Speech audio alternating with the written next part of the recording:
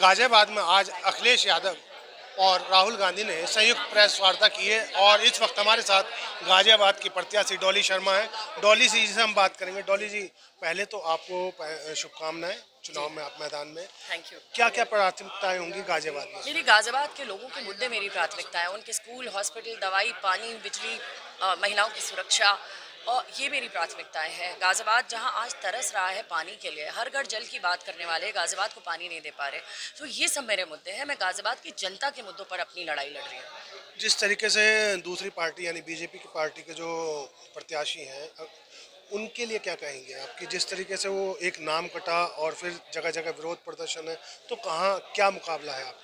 देखिए, ये चांद की बात करते हैं, धरती पर सुविधाएं दे नहीं पा रहे।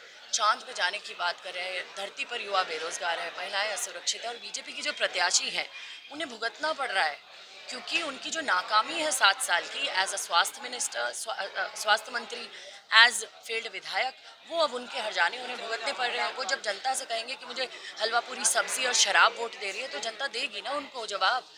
जनता के वोट की कीमत को इन्होंने शून्य समझ लिया है, और ये समझते हैं कि अगर कुत्ता भी भाजपा से खड़ा हो जाए तो वो जीत जाएगा।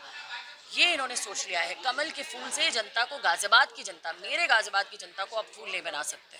तो जिस तरीके से आप फील्ड में जा रहे हैं, आपको चुनाव प्रचार में क्या क्या परेशानियां आ रही हैं? गर्मी भी बढ़ी हुई है और इसके साथ साथ ही कुछ लोगों से भी आपकी बातें हो रही हैं, तो क्या वो चैलेंज है जो डॉली शर्मा फेस कर रही है? जब मैं गांव-गांव जाती हूँ, लोगों का प्यार और आशीर्वाद मुझे मिलता है, और थकावट मुझे महसूस ही नहीं होती।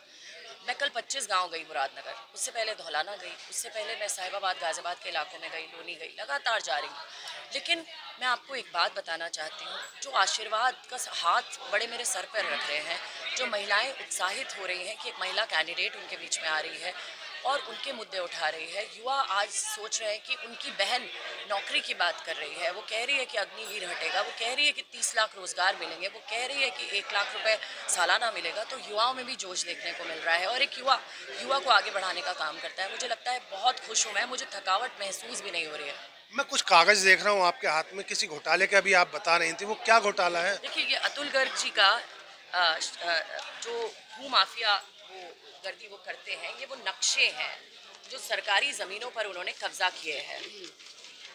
सरकारी ज़मीनों पर कब्जा इन्होंने किया है। इसमें जो सरकारी ज़मीनें हैं, लैंड क्राफ्ट के माध्यम से उन पर अतुल गर्ग जी ने कब्जा किया है। धौलाना और पिलखवा के किसानों की ज़मीन पर कब्जा किया है। आप विधायक हो सकते हैं, मंत्री हो सकते हैं, पर जनता की ज़मीनों पर कब्जा करना, ये बहुत दुर्भाग्यपूर्ण है एक संवैधानिक पद पर बैठे हुए व्यक्ति के लिए। मोदी जी ने कहा था भ्रष्टाचार हटाओ, लेकिन ऐसे व्यक्ति को टिकट देकर उन्होंने साबित कर दिया है भ्रष्टाचार बढ़ाओ। जी, आखिरी सवाल, राहुल गांधी। हाँ जी मैडम, गाजियाबाद से संजीव शर्मा, TV9 भारतवर्ष।